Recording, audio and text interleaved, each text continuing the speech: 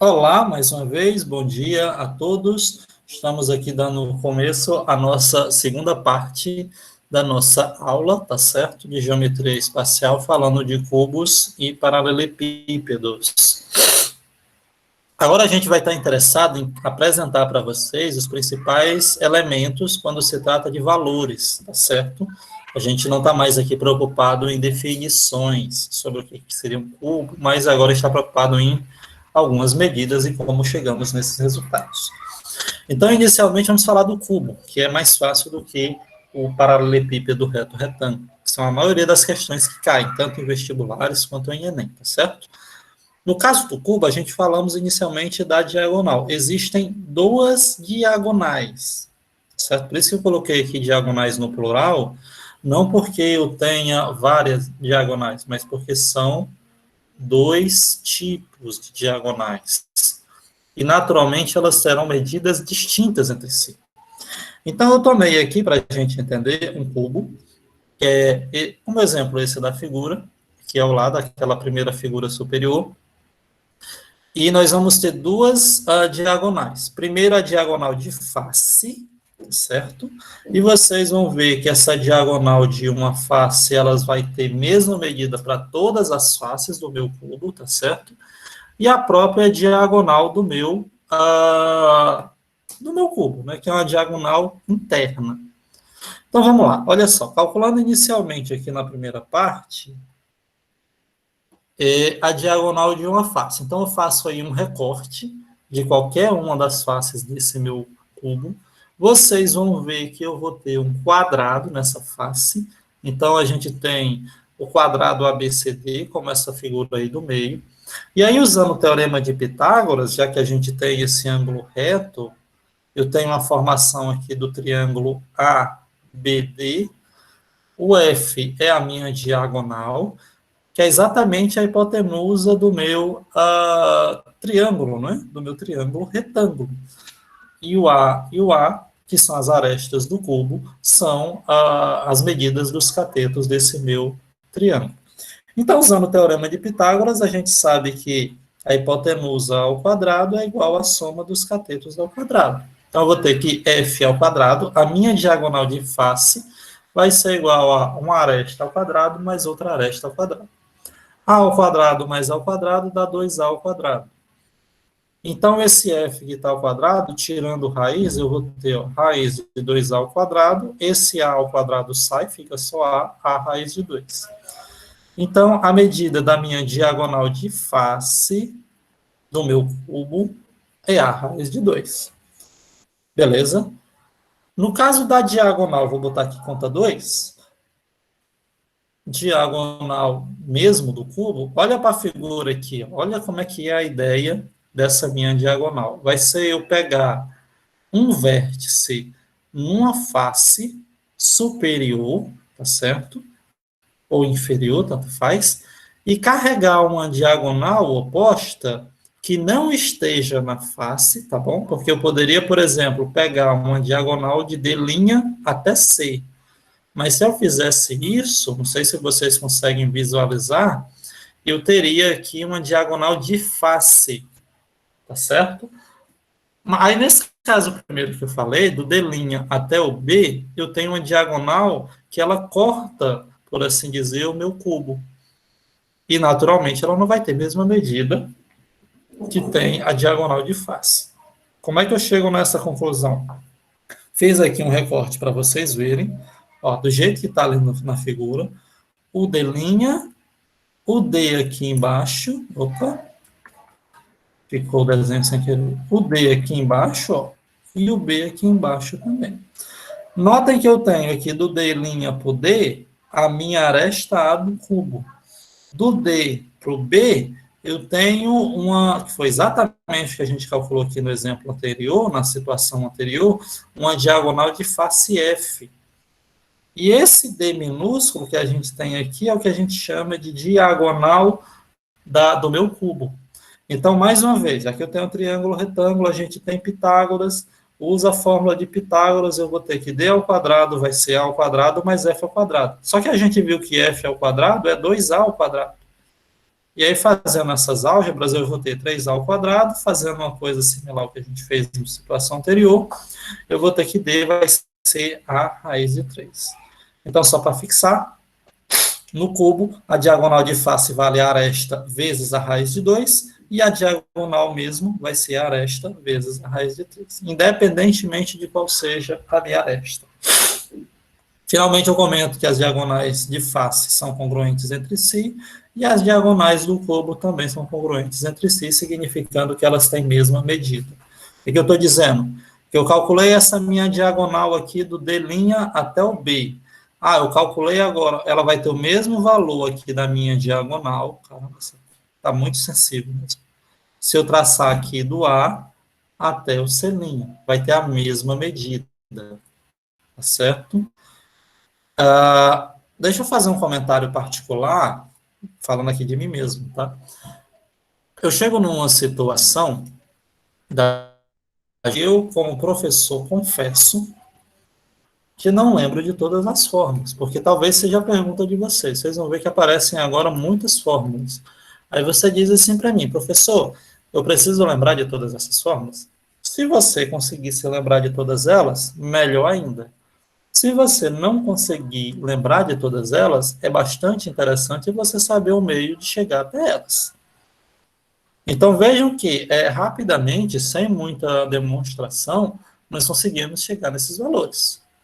Então, por exemplo, se eu colocar lá na prova, um exemplo aqui, olha, eu tenho aqui, deixa eu colocar aqui, um cubo de aresta 4.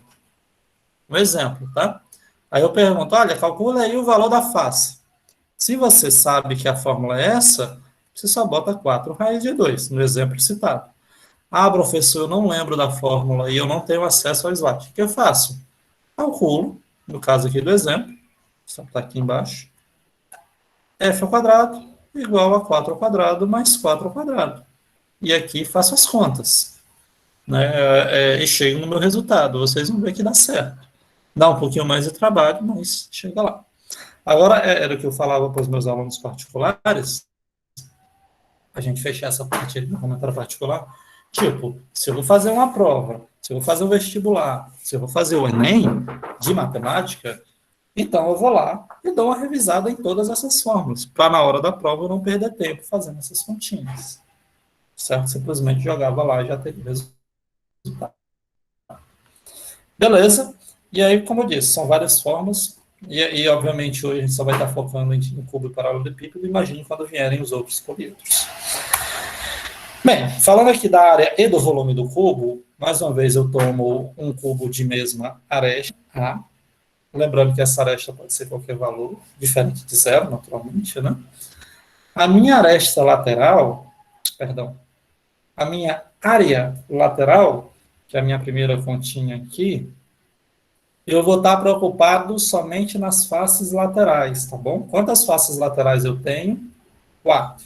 Qual é o polígono que representa aqui uma das faces laterais? É um quadrado, né? Então, notem que eu tenho aqui que saber a área de um quadrado. Vocês lembram da área do quadrado? Ela é o quadrado. Só que como o meu lado aqui vai ser o valor da aresta, para cada um desses quadrados vai ser A vezes A, que é A ao quadrado. Como eu tenho 4 arestas, 4 faces, a minha área lateral, AL, vai ser 4 vezes A ao quadrado. De novo, preciso lembrar dessa forma? Se lembrar, melhor ainda. Se não lembrar, desenvolve lá na hora. É fácil ver que isso aqui é um quadrado e sair fazendo as contas. E se eu tiver interessado na área superficial total, então eu tenho que incluir aí a base inferior à base superior. No caso aí, eu vou ter agora 6 faces congruentes entre si. Então a minha área total vai ser 6 vezes A ao quadrado. E já o volume do cubo vai ser eu fazer o produto das 3 dimensões da aresta: largura, comprimento, altura. A vezes A, que dá A ao cubo. A unidade de volume ela é meio compreendida, não sei se vocês conseguem ter, tem gente que tem dificuldade disso aqui, seria a capacidade, tá? Vamos imaginar que eu tivesse aqui uma determinada caixa, em formato cúbico, e eu quisesse colocar, sei lá, algum líquido aqui dentro. Pronto. Eu tenho um aquário no formato de um cubo e quero saber quantos litros de água esse aquário comporta. Então, aí eu tenho uma noção de capacidade, de volume. Ah, mas agora eu quero saber quanto de vidro eu vou gastar para me produzir esse meu aquário.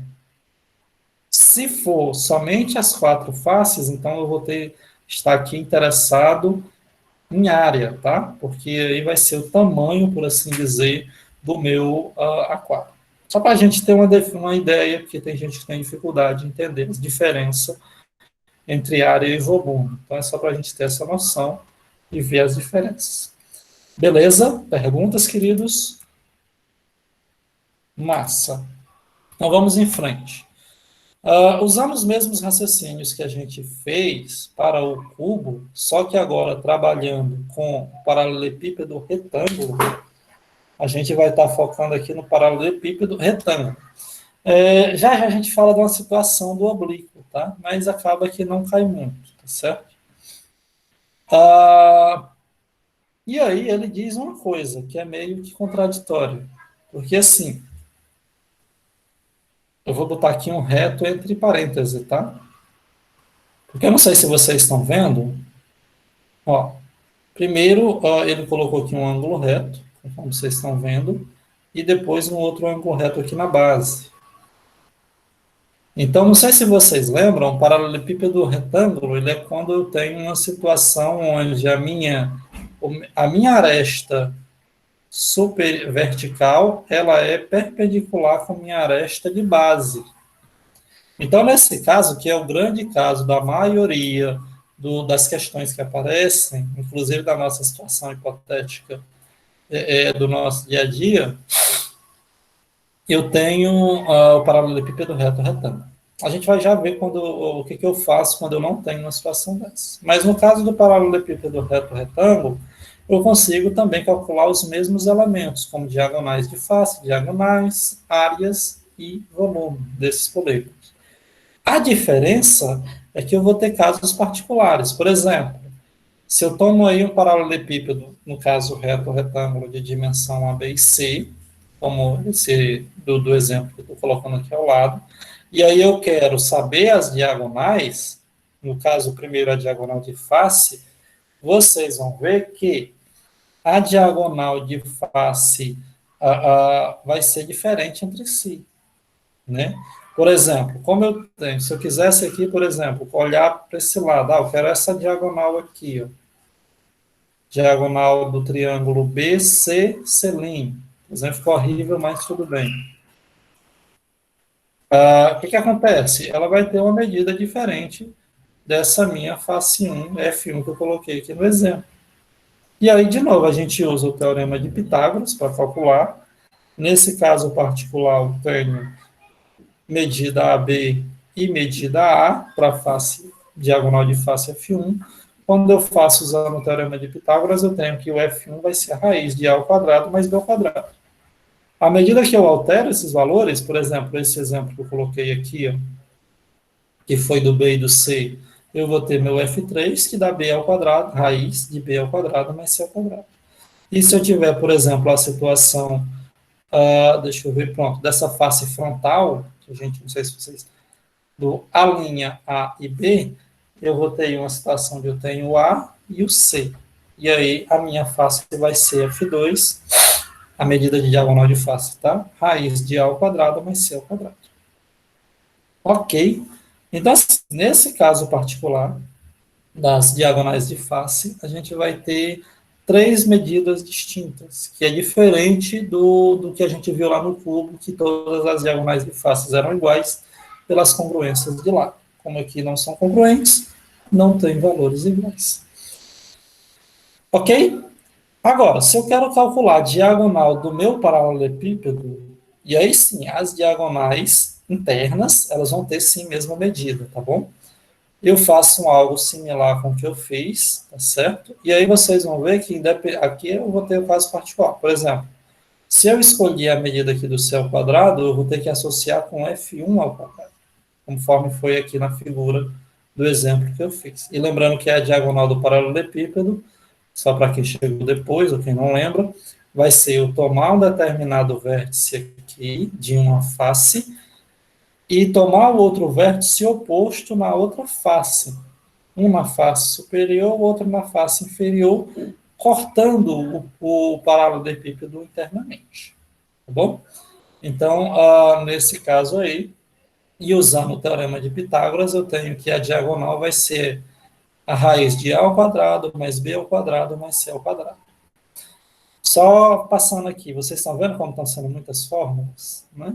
E é aquilo que eu falei, eu pessoalmente não gosto de estar decorando todas essas fórmulas, na hora que eu preciso, eu vou lá e desenvolvo. Se você tem dificuldade no desenvolvimento, tenta decorar as fórmulas para o uso delas.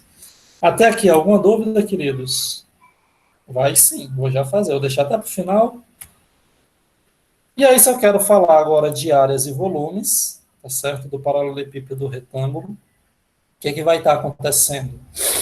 No caso da área, vai depender de onde, vai depender de qual eu considero como sendo área lateral, tá? De qual eu considero a minha base. Então, como é que funciona? Se eu, por exemplo, imaginem aí a caixa de sapato, sei lá, e coloco ela no formato que está aqui, no formato que é o mais usual, eu vou ter uma medida de área lateral. Agora, se eu pego essa caixa de sapato e coloco ela no formato vertical e pergunto, olha, qual é a área lateral? Então, vou ter outra medida de área lateral. Então, tomem cuidado nessa parte, tá? É mais do visual, de vocês terem um pouco de atenção, alguma coisa desse tipo. Então, vocês vão ver que existem 3 medidas, normalmente distintas, para o tamanho das áreas laterais. Coloquei aqui o exemplo da figura só para a gente entender e ver como é que funciona, tá? Ó, no caso das áreas. Meu nome, cadê você? Pronto. Nesse caso aqui, a minha base é o polígono, o paralelogramo, retângulo, no caso, né? Já que é um ângulo de 90 graus, é o retângulo ABCD. Então, nesse caso, a minha área lateral vai ser a área desse retângulo, a linha B, a área desse retângulo lateral, B', C', a área daquele retângulo lá de trás e a área desse retângulo da esquerda. Então, não sei se vocês lembram, a área de retângulo é base vezes a altura. Então, vou ter que fazer para cada um desses casos, ó. Aqui no da frente vai ser A vezes C, só que o da frente ele é congruente ao lá de trás, que também é A vezes C, por isso que eu estou multiplicando aqui por 2. Ó. E vou estar somando os das laterais, que no caso aqui é B vezes C, tanto da lateral direita, como B vezes C na lateral esquerda. E aí, quando eu junto tudo isso aqui, eu tenho essa forma, 2C que multiplica A mais B. Isso aqui vai servir, queridos, para a minha área lateral 1. E aí, usando o mesmo raciocínio, eu chego na minha área lateral 2 e na minha área lateral de número 3. Vejam que a estrutura, eu estou multiplicando 2 vezes um valor e somando os outros 2 das dimensões do meu paralelepípedo retângulo, ela vai ser a mesma, tá certo? Mas é aquilo que eu estava falando. Tomem cuidado para qual medida, vai depender do desenho. Vai que lá na hora da prova eu digo, olha, eu inclinei esse meu paralelepípedo 90 graus para a direita. Então, o que eu estou dizendo? Eu tenho isso aqui, está deitado, de repente ele ficou em pé. Né? Prestem atenção nessas horas, porque faz a diferença. Beleza? E aí, se eu quiser, no caso da área total, tá certo? Aí eu vou estar incluindo a face inferior e a face superior também. Eu vou ter que calcular essas áreas, e nesse caso aí eu vou ter essa fórmula. Eu vou juntar essas áreas laterais que eu já tinha colocado com as áreas das medidas da área da base inferior quanto à área da base superior. E aí a fórmula que eu vou ter vai ser essa brincadeira, AB, AC e BC, juntando, somando tudo e multiplicando por 2, certo? E, finalmente, o volume do meu paralelepípedo, mais uma vez, é aquele conceito, imaginem aí a, esse paralelepípedo retângulo sendo um aquário, o volume seria a quantidade de água que eu conseguiria armazenar dentro dele. O volume vai ser o produto A vezes B vezes C. Comprimento vezes largura vezes altura. Beleza? Eu não vou estar focando, só botar aqui uma observação para vocês, que isso aqui é interessante, cai muito em concurso de prefeitura, tá? Quem for fazer concurso, lembrem-se dessa relação. 1 metro cúbico, que é uma unidade de volume, é igual a 1.000 litros. Então, cai muito questão de assim, olha, eu tenho uma cisterna, um exemplo aqui, tá? Aqui é, sei lá, 3 metros, aqui é 1 metro, aqui é 2 metros. Quantos litros de água eu consigo armazenar nessa cisterna? Aí você vai lá e multiplica 3 vezes 2 vezes 1, que dá, nesse caso, 6 metros cúbicos, e aí você vai ter que transformar de metro cúbico para litro. E aí, no caso, caberiam, pela equivalência, tá? 6.000 litros d'água. Bastante água, né? Dá para passar, acho que dependendo da família, quase um mês. Mas cai muito. Só para a gente deixar claro. E para a gente fechar nossa aula de hoje, já que a gente não vai ter nem exercícios, eu só queria deixar claro e fazer um comentário que, inclusive, a gente quase não acha situações apresentando para vocês fórmulas, e até porque ia depender muito da situação, tá certo? Mas, o que eu queria comentar com vocês aqui, quando eu tenho paralelepípedos oblíquos? Eu vou necessariamente ter que saber a altura para alguns elementos, certo? E vou precisar saber o ângulo. Então, talvez a questão ela vai ter que trazer essa informação para você. Apertei errado. Eu preciso saber das 3 dimensões do meu paralelepípedo, tá certo? As 3 dimensões de medidas. E olhando com isso, eu consigo, por exemplo, calcular a minha altura em relação a meu polígono da base. E aí eu coloquei aqui para vocês uma das fórmulas, que é, por exemplo, essa fórmula que eu coloquei, a lei dos cossenos. Então, assim, não existe uma regra, vai ter o feeling de vocês. O que eu estou querendo dizer? Tipo assim, deixa eu ver se eu consigo aqui mostrar. Por exemplo, tá? Só um exemplo. Eu vou e boto uma questão dessas e digo, olha, calcula o valor da minha diagonal de face. Caracoles. Deixa eu ver se aqui vai. Calcula o valor dessa minha diagonal de face aqui da minha base, da minha face de base, que tem aqui dimensões A e B. Hipoteticamente falando. Então, aqui, galera, o que acontece? Eu posso fazer um recorte. Deixa eu ver se o desenho vai ajudar. O desenho não ajudou. E aí, galera, o que vai acontecer? E, naturalmente, eu vou precisar saber a medida desse ângulo. Vou chamar ele de θ. Aqui eu tenho A, aqui eu tenho B, e aqui eu tenho F. Para mim saber isso aqui, eu vou precisar, por exemplo, usar a lei dos cossenos. Não tem outro segredo. Tá certo? Ou então, por exemplo, peço para vocês, nesse mesmo exemplo, calcular aí o valor da minha altura. E eu digo assim, olha, eu estou formando aqui um ângulo de 30 graus.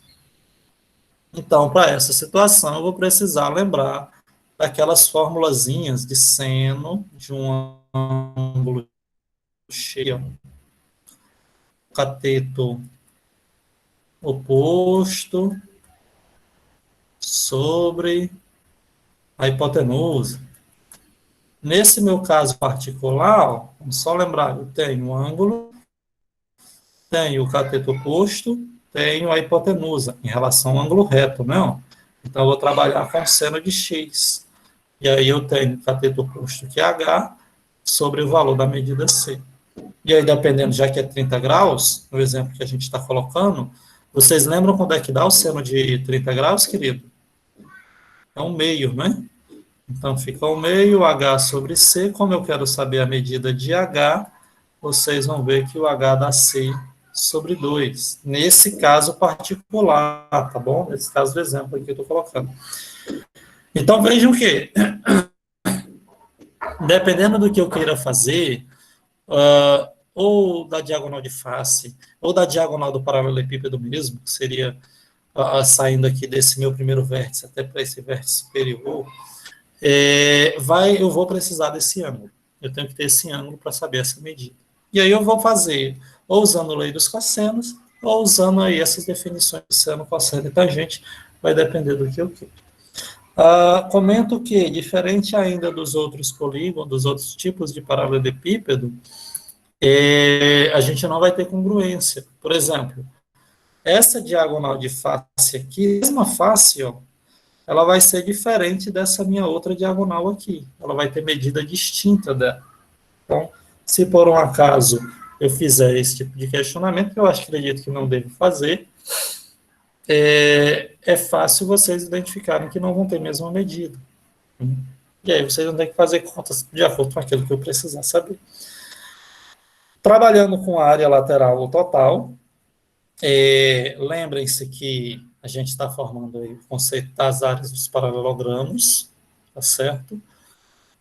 E aí eu vou precisar saber da medida das alturas. Porque, por exemplo, imaginem que eu pergunto aqui a área de face, deixa eu botar aqui em outra cor, para não fazer confusão com a vida de vocês. Está aqui um amarelo. Aí eu digo, olha, eu quero que você diga para mim a área dessa face aqui frontal. A área dessa, que eu estou pintando, dessa frontal.